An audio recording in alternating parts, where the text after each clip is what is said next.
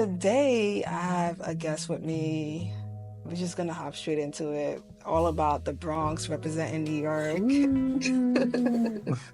Welcome to my channel, George. I'm so happy to have you here ever since we met. So happy to be here. Thank you so much for having me. It's such a pleasure. I mean, even when we first met at the networking event, knew that we were going to hit it off and collaborate on so many other things moving forward. So it's such a pleasure to be on your platform. Yes, I'm so glad that you're here. I know you have the Bronx Tech Hub. There's so many things that you're doing so far in the Bronx, and I just want to start off with like your journey, your life, where you, how you started out, where you at today, and what people can expect from you in the future. A little snippet, because I know you want people to like just follow along with the journey. So, you went from the South of Bronx to Wall Street. hmm So this is your journey of empowerment, lifting up minority communities. How was it for you guys? Like, can you tell me a little bit of your family background and what influenced you to be who you are today? Yeah, great question. When you think of shout outs to people that came from New York, because I would say that New York City is not easy to make it out, right? You go through so many things. You're forced to grow up fast. You endure different types of trauma. But for me, when I think of the Bronx, I think of the grittiness. I think of the the toughness that there has to be when you get to a certain level, you have to figure out a way to make it just because there's not that many resources. And so when I was around different friends that I grew up with, a lot of them didn't see themselves living past a certain age. So I adopted that mentality because it was like, all right, if my friends are doing this, then this is what I'm doing too. It wasn't until I went to the high school Eagle Academy for Young Men where I got a chance to be around certain mentors that looked like me, but have found some career success. And they would take me out of my neighborhood. They would invite me to their guest lectures at Columbia University. They would allow me to meet their families up in New Rochelle on the outskirts of New York City. They would take me on certain college trips. And taking it a step further, they would bring me to their offices down on Wall Street. And so having that sense of exposure, I realized, I could see myself living past 21. I could see myself getting out of the South Bronx. And that's what drew me to the career of finance, which I would then later pursue after graduating from Eagle Academy. I ended up taking finance courses at Binghamton University and got a chance to understand what it's like to look at debits and credits or being able to put together financial models. And that was my taste of Wall Street and working in investment banking. It's so hard, like when you are surrounded by a certain area, people just want to like have you in a category or just think that you are a certain type of way because of where you're from. But like a lot of celebrities in hip hop are celebrated even though they're from there. But like in our industries, like being from there is just like, people are just looking at you sideways a little bit because they're just thinking that, okay, he's from this neighborhood and he's probably still in this neighborhood and he's probably this type of person. 100%. And to elaborate on your point, I think the frustrating thing, I wouldn't even say frustrating. It would more so be rooms of improvement within our community. I think we glorify the celebrities or the artists The or rappers. or the athletes, and not to discredit them. I commend them and I salute them for overcoming their journeys, but I do feel like we should do a better job of saluting the people that have found the way to make it out and didn't go that route either, right? They didn't go in that industry. They didn't have to sell drugs. Because They didn't have to go scam. No, they did it the right way and still been able to gain success.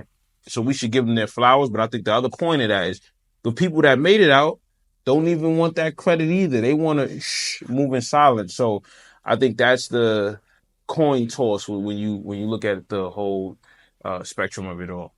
it's just weird how like the mindset is now. It's like, people are only seeing the artists that made it, not really the people that are like, day to day putting in that work for their community, something that you're doing, putting that work in for your community. And like also trying to create opportunities for others.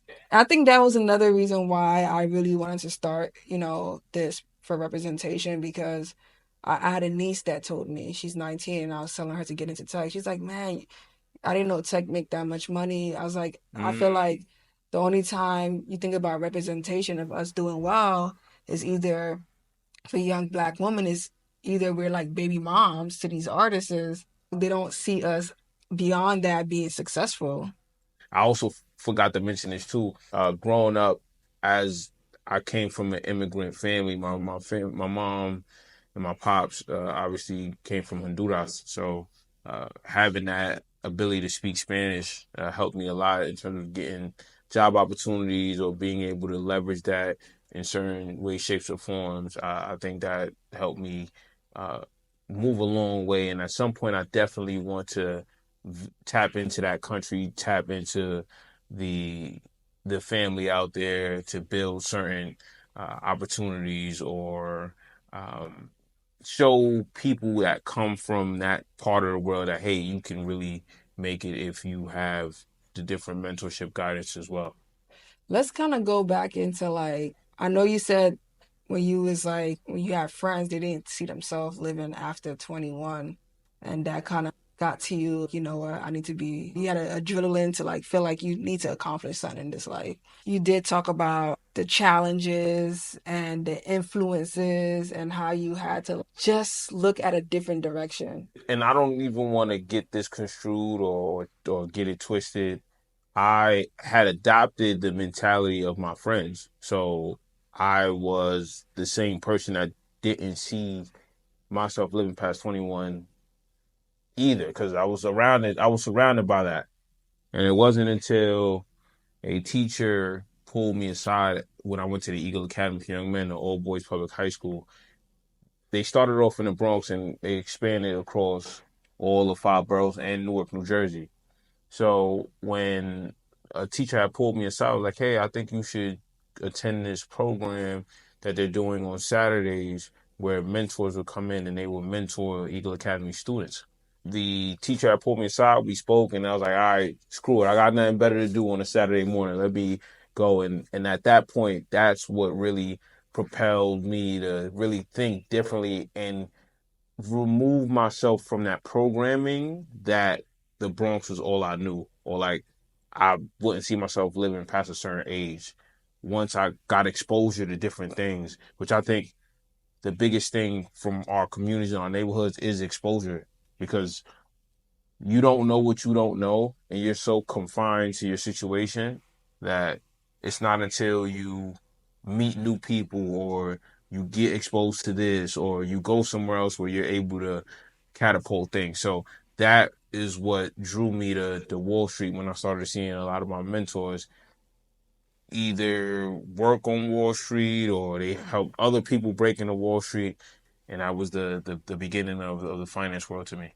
Mm. But you're already a leader too. They talk about being valedictorian and things like that in high school. Salutatorian, yeah. What was it? I was salutatorian I felt like you were already like academically motivated. You already had that mindset to be a leader for sure. in general. Kudos to you for that. Like you hear a story very often about people taking the wrong path in life. Mm-hmm. And sometimes they can have the best parents. It's just the neighborhood sometimes. Because it's like there's a lot of distractions out there. I'm sure. Oh yeah, 100%. I to your point, when it came down to the distractions, after I got exposed to the mentors, I did everything in my power to no longer be distracted anymore. So I would do different programs that were available to Eagle Academy students, after school programs or different programs that we could partake in to get me out of my environment. Like I was in Summer Search, I was in Futures and Options, I was a part of this YLAC committee where we would work on different policies. Well, what else did I do? I was part of the 100 Black Men program, a mentoring program that they did, and they gave us a scholarship to go to school. Yeah, I was just in so many different programs that allowed me to stay busy. You hear that it's important to have black, especially us, like we need to be busy, like have sports or something to keep us out of trouble, especially in a certain neighborhood. So, can you discuss your transition from the initial Bingaman University and how that influenced your career path in finance? Yeah, great question. So I remember when I left Eagle Academy and I was on this high, right? Like I accomplished so much. I was, like you said, I was salutatorian, got invited to speak on different channels. I'm going in this finance path. I'm trying to figure out my life. I ended up going to a school called Potsdam. Potsdam is a New York SUNY. If people don't know, that's a state school in New York. There's like SUNY schools that's a part of New York State, and then there's CUNY schools that are part of New York City. At the time, it was just this was going to be the route that I took for the meantime, and then I was going to transfer somewhere else. I took a couple of accounting and finance courses, felt like, all right, this is my lane. Like, I could really take advantage of this. But I also, again, I need to transfer somewhere to get that look, to play the game and work on Wall Street. At the time, a lot of these Wall Street companies or banks, not to say that you couldn't make it to Wall Street from any school, but it was if you went to a brand name school, they would give you more attention. And so I knew that as long as I kept my GPA above a 3.5, I could transfer into a school that would funnel kids into Wall Street and they got a reputation. And I knew like, all right, Binghamton also gave me the most money out of all the other schools I applied for. Not only that, this school of management was they were getting people into Wall Street internships. So I transferred into Binghamton, and that's how I got a chance to work in investment banking at a Japanese bank. What were some key lessons that you learned from the internship and the investment banking? So when I did an investment banking internship, one thing I realized was that when you I remember a guy spoke to us because I did a program called SEO and MLT. So SEO is Sponsors for Educational Opportunities program, and MLT is Management Leadership for the Mall. These both programs help minorities break into corporate and help them get internships, also advise them through career development. They're programs that do their best to get minorities or people of color into these predominantly white spaces as much as possible. There was a guy that came and spoke to us. He was a senior banker, and I'll never forget. He said, "This is when I was like doing SEO training because SEO they would have their training before you start your internship. It was like at least 1 or 2 weeks long." The guy said, and you're one of the few or the only black person in those spaces, they will notice you if you don't do anything, and they will notice you if you do something. So you might as well just be recognized for the positive work that you do in terms of adding value for your day-to-day responsibilities. And so that always stuck with me. And I knew that when I got in these spaces, I had to extremely work hard. Now, that being said, you can do but so much, especially if you don't really know how to navigate in these spaces and you just got to fall flat on your face from time to time. And so I would notice that like while I was in some of these spaces, I would get left off calls, left off meetings, whenever I would ask particular questions pertaining to the task that was assigned for me. I wouldn't get that much advice. So I had to essentially figure it out. But when other people who necessarily didn't look like me, I also noticed that they got a lot more help. And that person and my coworker, we were coming in the same class. And so me realizing that I had to, I myself knowing that I had to come into the room already working 10 times hard, now dealing with that extra added layer of pressure, I had to work 20 times hard. So coming in, I already was on edge because it felt like you couldn't trust anyone in the room. You just had to perform. And if you performed, great. If you didn't, then that was your reality. So that taught me a lot in terms of what I had to endure. It also taught me the power of playing chess. Like every move that you made was strategic. So you had to always think 10 or 20 steps ahead of everybody else. And again, if you didn't do that or you didn't move fast enough, then you would meet your demise in that career. After working at Wall Street, was there like something that kind of motivates you to go to tech? Yeah, great question. I think for me, finance was a set in stone culture.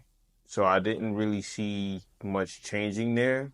And I was always like a creative and forward thinker. So I wanted to break into something that gave me more autonomy to do what I wanted to do or become like creative. But I didn't know what it meant or what it looked like at the time. So a mentor of mine reached out to me and said, hey, like, would you want to come work with me or for me consulting startups anywhere from pre-seed to Series A? And that was the beginning of tech for me. He's like, yeah, you could do that and then figure out where you want to go from there. And I was poor in experience because I got a chance to speak to minority founders, understand their stories, figure out why they wanted to create their startup idea and help that grow and scale. And through the midst of that, I realized two things. One thing is that the minority founders that we worked with didn't understand tech. The second thing is the minority founders that didn't understand product. And so I was like, all right, if I could catch piece of that, I would be well off. So I ended up taking a product management boot camp through Thinkful. And that was like what catapulted me into product management. So after I got a chance to learn, what it is creating a product roadmap or being able to scale a product from 0 to 1, which I already had background knowledge or experience in that through the startup consulting with my mentor, figuring out how to prioritize certain features of a product. Once I got a chance to understand that through the boot camp, I was able to work and do product early stage startup, build a SaaS platform for food truck businesses.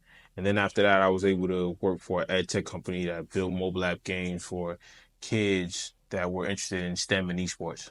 And what motivated you to address these pain points? Was it like, people need to get it, need to know this is important, or working in this industry so I can help change this? All great questions. For me, it was whenever I got into business or whenever I got into something new, I always wanted to figure out, hey, how can I add value? And so you add value by utilizing your skill sets to match that up against whatever pain point people have. And if you can solve that for them, you either make a lot of money or be able to create different opportunities for yourself.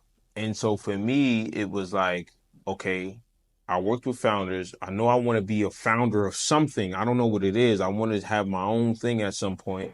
So how can I get to that? Okay, I have to work with founders and understand their stories. I understand why they did things. Why did they create this idea that way? Why did they want to scale it and move and pivot into this direction? And then after that, understand product and sit in the product space for a few years, really figure out the importance of product. How do people normally scale products? How do they grow products? And when the time is right, I can then build my own business and be able to use my product knowledge and experience to my advantage. And I know you had talked about feeling like you wanted to do a TED Talk, but you felt left out and people wasn't giving you the opportunity. And this is where the birth of Bronx Tech Hub started. Like, talk about how did you like start hosting workshop mentorships? Because I know it was all for the youth, and you wanted to like contribute and help and inspire others. 100%. So what happened was I first got invited, or I first found out about TED or TEDx through a program that I did called Summer Search in high school. They invited us to a TEDx youth conference and they invited me up to speak. When I got that exposure, I was like, all right, I want to give a TED talk someday. I don't know when, I don't know how, but I'm going to do it. When I got to Binghamton, they had a TEDx Binghamton conference. And I remember applying for TEDx Binghamton 3 straight years and I got denied. And I remember listening to a interview and the guy once said, hey, if you are getting iced out of opportunities or someone's not giving you opportunity, then you literally create that opportunity for yourself. Was that Jay-Z? I think it might have been Jay-Z. I think it might have been, I think it might have been Jay-Z. So I was like, all right, I'm from the Bronx. I want to do a TED Talk. Why don't I create that experience? So I was able to create that with a business partner at the time, and it was phenomenal with how much the community received that. Like people were saying, "Wow, I never thought a TED Talk would come to the Bronx." Mm-hmm. To be fair, there was a TED Talk in the Bronx. I don't want any problems. I don't want any issues. It was a TEDx already in the Bronx, but it was already uptown in the Bronx, like TEDx Wakefield. And so, like, people that aren't from that area wouldn't travel all the way up to Wakefield to go to a TED conference. And so I was like, how do I create something for the South Bronx? And that's how we ended up making that happen. It was a complete success. So many people showed up. We had about like 80 plus people in attendance, and then it was like, all right, I did that for a TED talk. I got that done. How do I bring something tech related to the community? And so that's when it started with Bronx Tech Week, which we launched the first ever Bronx Tech Week last year, and we had about 60 people, 60 plus people attend each 4-day event. And because of that traction, we were able to create Bronx Tech Hub, which was us working to build a tech ecosystem in the Bronx focused on workforce development, education, and entrepreneurial access. How do you envision the impact, expanding the tech opportunities and understanding the communities? Great question. I think for me, when I think of what does impact look like, when you think of the Bronx, I want you to think of Bronx Tech Hub. Like, I want us to be at the forefront in our borough when it comes to tech. When I think of impact, right, that keyword that you just mentioned, I want it to be to the point where people can have the freedom. Now, what does freedom look like in the context that I'm speaking about it? If you want to have the option to work at a tech company or work a tech job at a particular company, you have the autonomy to do that, Mm-hmm. whether remote, hybrid, or in person. If you want, we can help them at Bronx Tech Hub achieve that goal. If they have the goal of having a startup idea and they want to scale that, right? We would have an incubator or accelerator to help them meet that goal. And so that's what I'm pushing in terms of creating a culture, an ecosystem, an environment to have Bronx residents create their version of what freedom looks like, whether if they want to work in tech or if they want to create something in tech. And the goal would be to prove Bronx Tech Hub works to scale that across all boroughs in New York City. And that was my next question. I'm sorry I beat you with it. I'm sorry I beat you to it. Can you talk a little bit of like that goal? I know the mindset is accessibility to everybody in New York, right?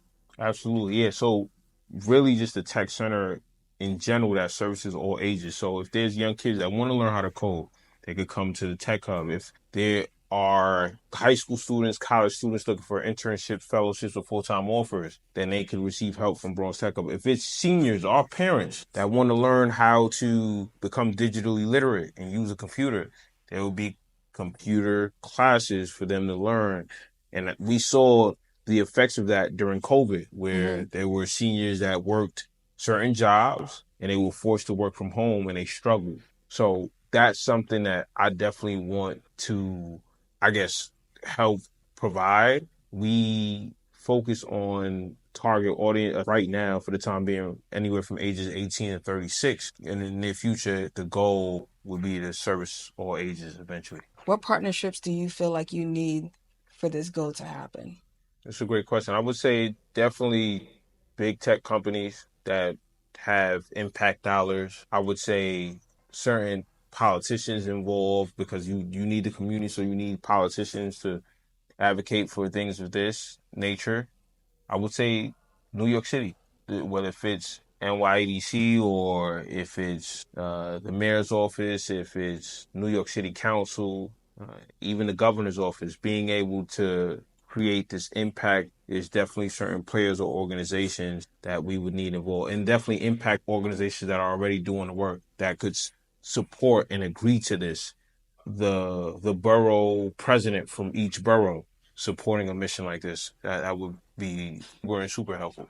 Can you talk about your speech at the Federal Reserve Bank of New York? And because I have a clip of that. I'm just going to underscore the fact that we all know high-speed internet today and access to it is as important as access to electricity if you want to connect to opportunity. Our next panel is going to dive deep where we hear from George Nuñez, the head of Bronx Tech Hub. Thank you. Go ahead, George. Ladies and gentlemen, esteemed guests, and the Federal Reserve Bank of New York.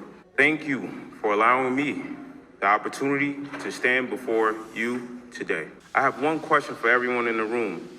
Raise your hand if you have stable Wi-Fi in your place of residence. Well, I wish myself and every single resident in the Bronx had stable Wi-Fi as well.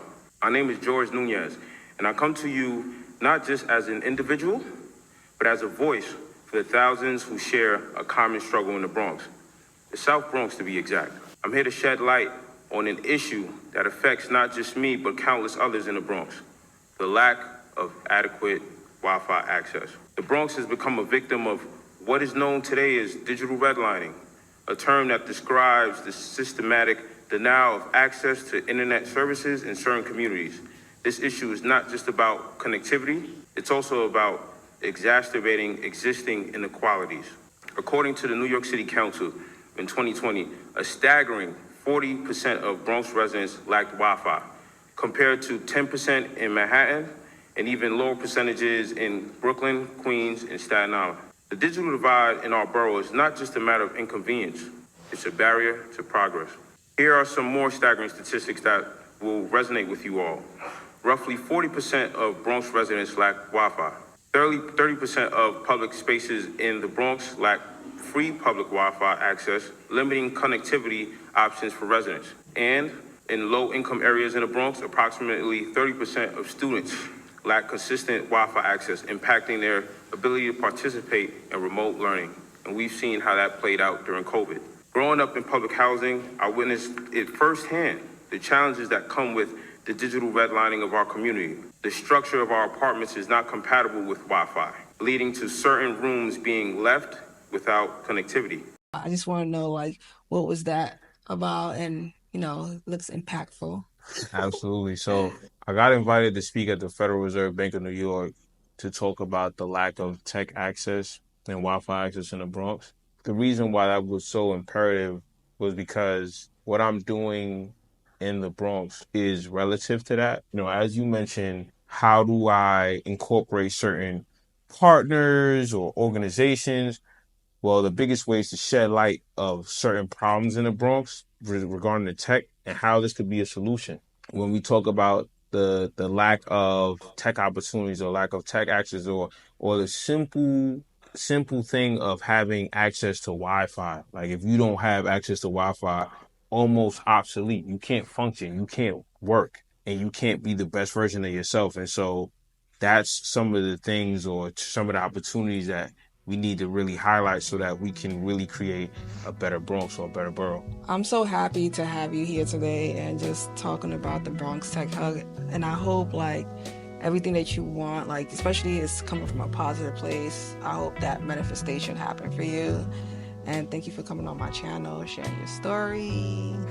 Thank you for having me. I really appreciate it.